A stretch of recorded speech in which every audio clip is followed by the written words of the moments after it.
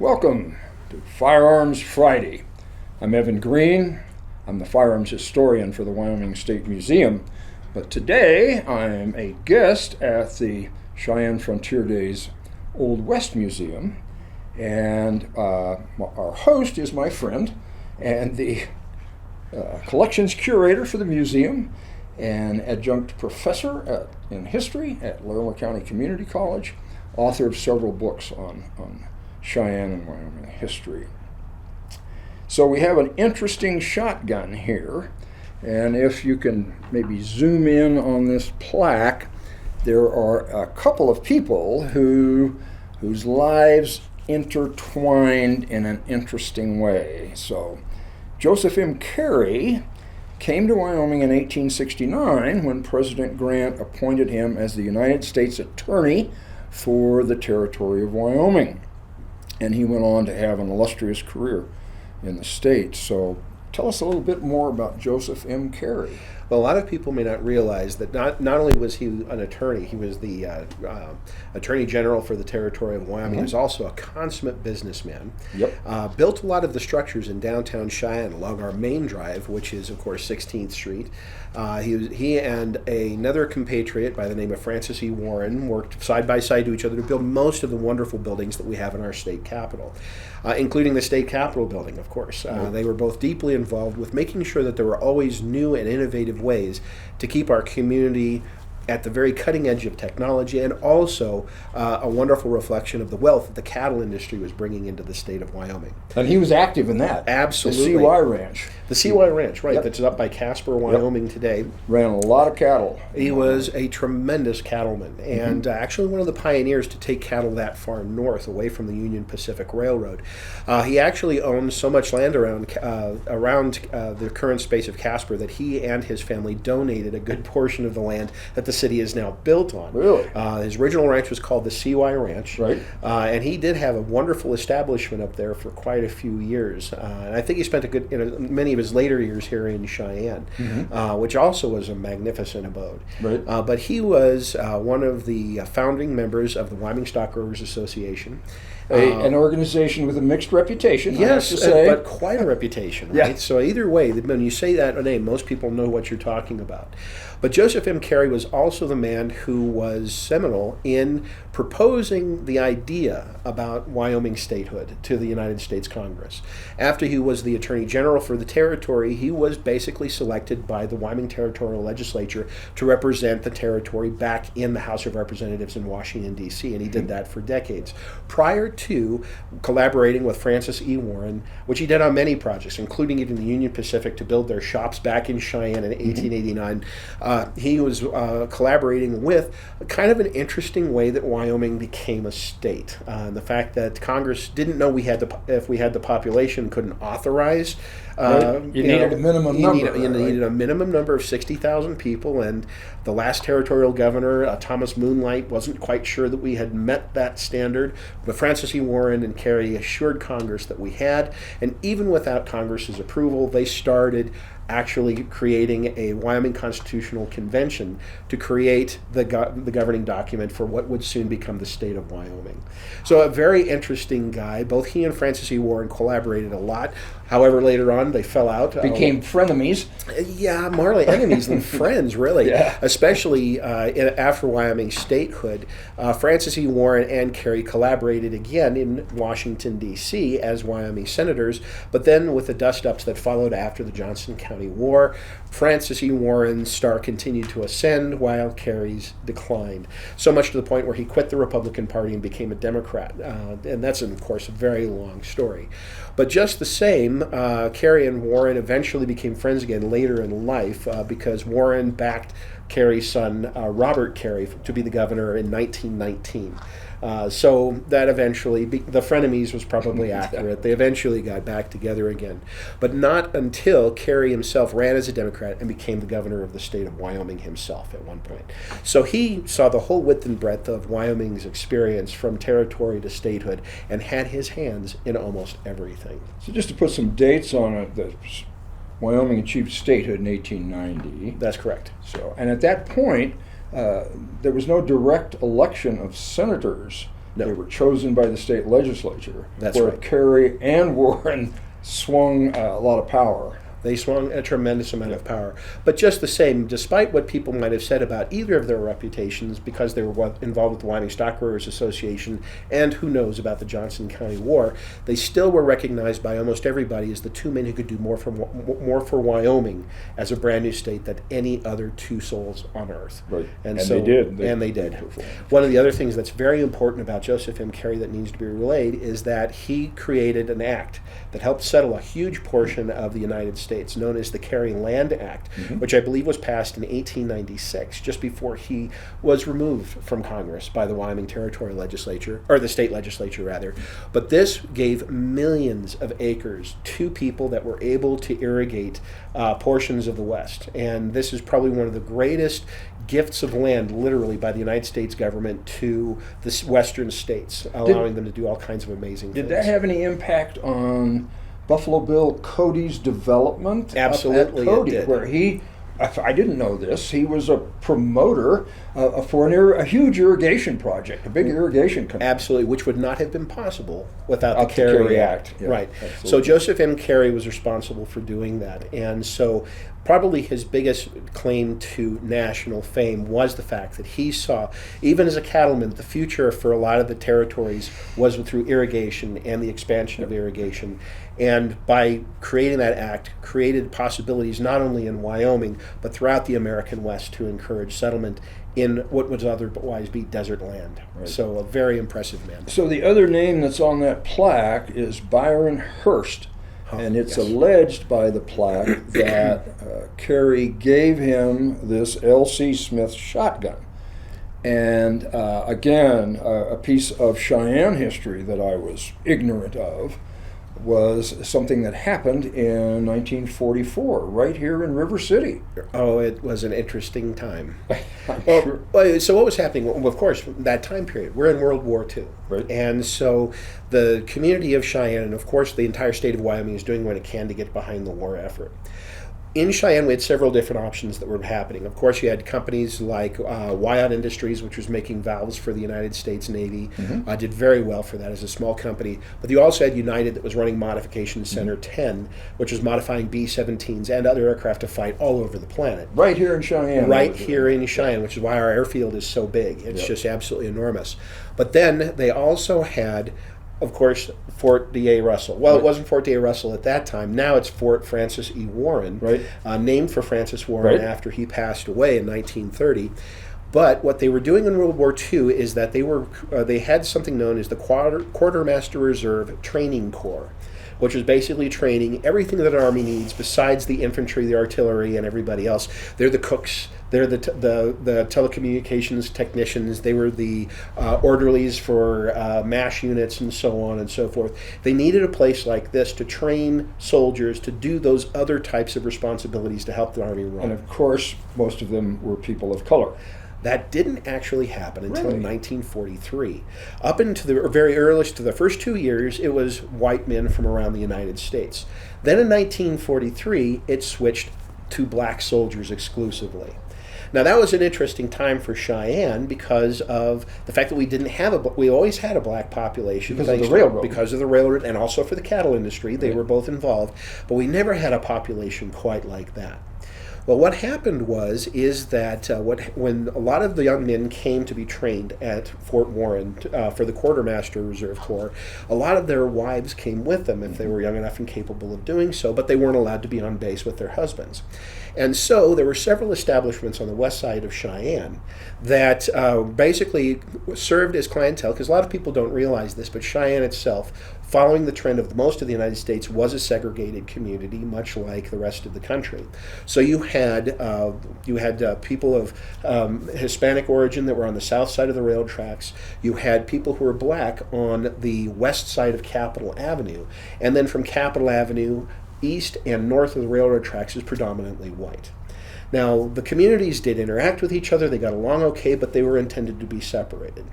Now, as it happened, there were several businesses that existed within the black community. That you had black cafes, you had black hotels, and other kinds of establishments. Boarding house for the boarding wives. houses for the wives. And that's exactly where a lot of these young women came. Well, you had several different businesses. You had people like Lola West, who had a business run in the black quadrant of Cheyenne for many, many years before World War II. And here she had large numbers of women that were starting to come in and board at her place of business, and black soldiers who would also come to her cafe and to those businesses of her other friends within the western portion of Cheyenne's community. Well, unfortunately for Lola West, she was actually presented with an insurmountable problem in 1944. And I don't know how, I mean, it's incredible to think about what you would do if you were in a similar circumstance. Realizing what the situation was, and the fact that there was not going to be any relationship between the black parts of the community and the white parts of the community, Cheyenne basically held the Quartermaster Corps off at arm's length for the most part once it started to come back. Given the times. Given the times. Well, it would so happen that the police still in Cheyenne were predominantly white. Of course. And as it happens, on one occasion, actually on several occasions, there was one police officer who had the beat on the west side of Cheyenne who started approaching people with a rather interesting proposition. And this is, again, an officer of the law, badge and everything, would wander into various businesses and make them a proposal they could not refuse. The idea is that he wanted, according to him, that he and some of his associates wanted to actually bring some girls up from Denver and have them headquartered in various establishments around the city for the benefit of black troops. So I think you know where I'm going with that, right? So read between the lines. Well, unfortunately, that's illegal and has been illegal. As a matter of fact, the man who's on the gun, his name is Byron Hurst, was made basically the head of the vice department for Laramie County. Wow. Because with all the soldiers, whether white or black, coming in, when they started the war, we had a huge prostitute population here in Cheyenne. We also had gambling establishments, and we also had alcohol that was awash throughout the entire city. And the United States Army basically came in to the city fathers in Cheyenne and said, if you don't clean this up, we will clean it up for you. Because we can't have our soldiers basically behaving like this. Behaving like soldiers. Behaving like soldiers, right? So Byron Hurst basically was in charge of cleaning up this one-horse town outside the base and keeping it clean. Well, as it so happens, Lola West is approached by this white police officer who makes her the same proposition to basically turn her establishment into a house of prostitution. She knew what that meant if she got caught. And the man who said, if you don't go along with us and help us with setting this up, I will make a report to the police department that you're running one anyway. And so, obviously, he was catching her between a rock and a hard place. They were playing hardball with her. Well, not knowing what to do, because obviously if the police are making this, right, or this representative from the police department is making this request, who does she go to actually try and keep from having to break the law? Well, she, a very intelligent woman and a businesswoman who's been in this community long enough, realized that the person she probably needed to talk to couldn't be the police department of Cheyenne, because who knows who else is involved. Right. She decided the only people she could go to was the law enforcement attorneys, in this case, Byron Hurst, for Laramie County. Wow. And so she walked into his office, which, of course, you can imagine that doesn't happen very often, where you have someone from the west side of Cheyenne, a black woman crossing the line, coming into the community, going upstairs and talking to Byron Hurst. Now, Byron Hurst, of course, was immediately interested by what she had to say, because think about what the ramifications are, who was involved, what was going to happen. And so he immediately launched an investigation, and immediately got the United States Marshals involved, and also got the base commander involved to realize that something was up. But they had no proof. To go ahead and get proof, he told Lola West to refuse to cooperate. And she said, well, they'll arrest me. And she goes, or they'll lock me out of my business, because that's what they're threatening to do. He said, no, here's what you do. You go ahead and say that you will not do it unless she gets some guarantees from whoever is backing this police officer from starting to set this thing up. And so, long story short, the officer comes in, Wants to know if she's on board. She does exactly what Byron Hurst says. I don't want to talk to you. You're too small. I don't think you're the one running the operation. I want guarantees that I will be safe from your superior. Lo and behold, he protests, but he comes back the next day with a couple of the lieutenants from the Cheyenne Police Department. Wow. They offered her the same thing, and she again, under Byron Hurst's tutelage, refuses to play ball. Well, they get mad. They threaten her again. And each time that this is happening, Byron Hurst and a stenographer, complete with microphones, and representatives from the United States military and the U.S. Marshal Service are up in another room listening to everything that's taking place. Well, anyway, so she continues to play hardball. Finally, Jess Ekdahl, the chief of police, shows up later and offers her the same deal and says, you're the last holdout. Everybody else is signed on. You need to do this or the whole deal's off, because now you know too much.